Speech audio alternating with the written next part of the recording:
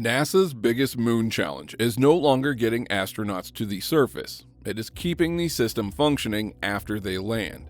Most people still imagine Artemis as a modern version of Apollo. A rocket launches, astronauts land on the moon, science gets done, everyone comes home.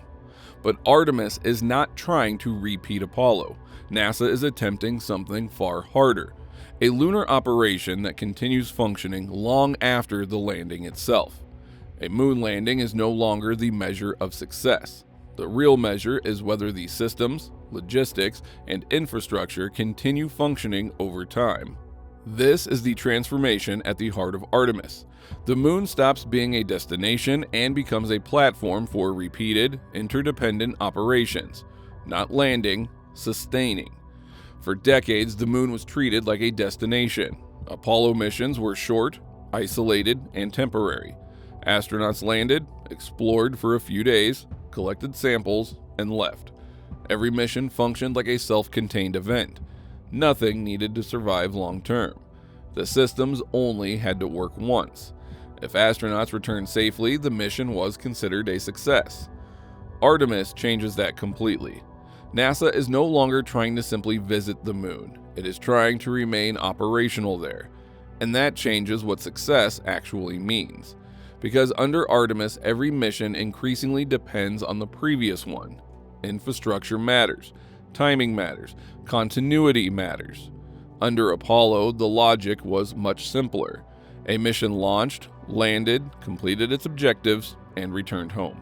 The landing site itself was temporary. Once astronauts departed, the mission was effectively over. Artemis changes that logic entirely. Surface systems are no longer expected to support one brief visit. They are expected to support repeated activity over time. Reliability is no longer measured by surviving one mission. It is measured by whether operations can continue without interruption. And this creates a different kind of challenge. Because before astronauts even land, the system is already under pressure. Cargo has to arrive first. Power systems need to be deployed.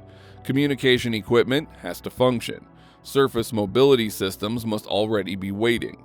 In many cases, astronauts will not land onto an empty surface. They will land into an environment that has already been partially prepared. Imagine this. Weeks or even months before a crew arrives, robotic cargo landers touch down near the lunar South Pole. Solar arrays unfold across the surface. Communication relays switch online. Equipment containers sit waiting in the cold darkness. Nearby, a rover remains parked beside a habitat module, dormant but ready.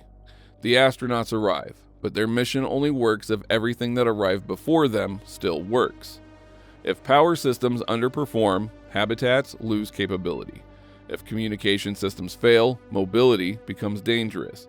If cargo is delayed, astronauts may arrive without the supplies needed to operate effectively. The moon begins behaving less like an expedition and more like an interconnected operating environment. Every layer depends on another. A habitat without energy becomes limited. Scientific work without transportation becomes restricted. Mobility without communication becomes risky. And unlike Earth, there is no nearby backup system waiting to help. Future crews may arrive to find equipment already staged nearby. Cargo from earlier missions may already be waiting. A rover may already be positioned beside a habitat. Communication systems may already be coordinating activity across the surrounding terrain. Astronauts are no longer creating the environment from scratch. Increasingly, they inherit one shaped by previous missions. And every successful delivery quietly changes what becomes possible for the next crew that arrives. Cadence changes how that system behaves. Cadence just simply means rhythm. The rhythm of launches, the rhythm of deliveries, the rhythm of keeping everything moving. And under Artemis, cadence may become the single most important condition for success. Because one delayed mission no longer affects only itself. It affects everything downstream. Imagine a cargo mission carrying batteries gets delayed. That delay limits available energy. Reduced energy affects habitats. Habitat limits affect crew activity. Scientific work shrinks, mobility becomes constrained, and suddenly, one missed delivery begins spreading pressure across the entire system. Timing stops being a scheduling problem. It becomes structural. Missing one launch window or delaying one critical delivery no longer affects a single mission. It affects everything that follows. And this is where the architecture starts behaving differently.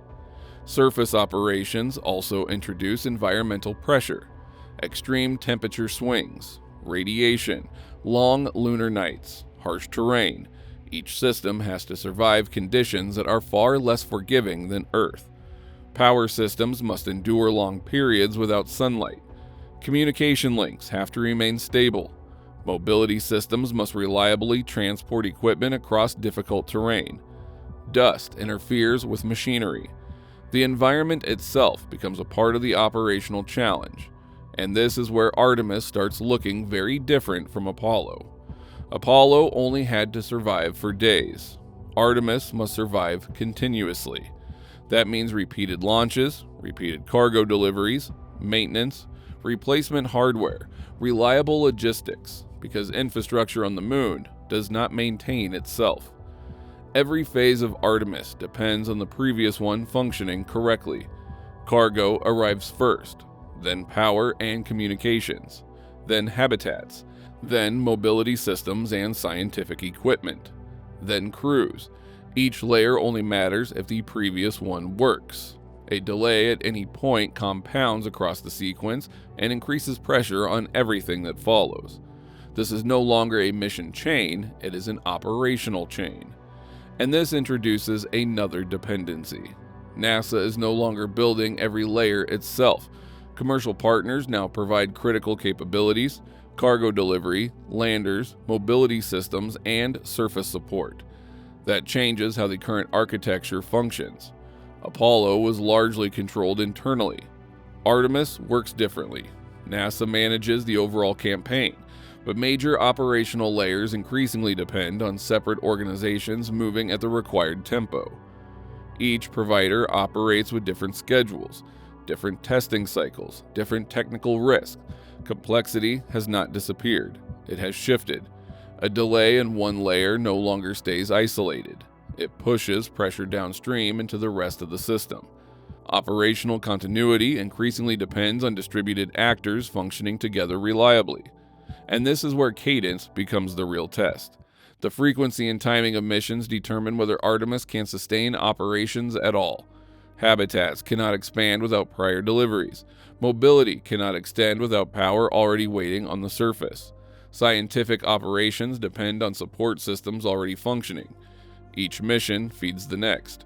The moon only becomes an operational environment if the delivery rhythm keeps moving. Over time, the architecture becomes increasingly dependent on itself. Earlier missions shape what later missions can accomplish. Infrastructure determines crew capability. Logistics determines scientific reach. Operational continuity determines whether presence can stabilize at all. The moon stops behaving like a destination and starts behaving like a place where systems have to keep working. If you want to understand how these space systems actually work, not just what gets announced, subscribe to Spacewatch. Because what matters is not only the mission itself, it is the infrastructure behind it. And this is the strategic shift inside Artemis. NASA is no longer trying to simply land astronauts on the moon. It is trying to sustain operations there. That changes what success actually means. A successful landing no longer proves the architecture works. The real proof comes afterward. Can habitats remain operational? Can cargo continue arriving on time? Can infrastructure expand faster than disruptions slow it down? Can the system keep functioning long enough for presence to become normal instead of temporary? Because sustained presence is not built through one successful moment. It is built through continuity. That changes what the moon actually becomes. It stops being a place astronauts briefly visit and starts becoming a place where infrastructure, logistics, and human activity must keep functioning continuously. The success of one mission quietly determines the possibilities of the next. The real question is no longer whether astronauts can land. The real question is whether the system can keep working once they arrive. Because a moon landing alone is not the architecture, Cadence is.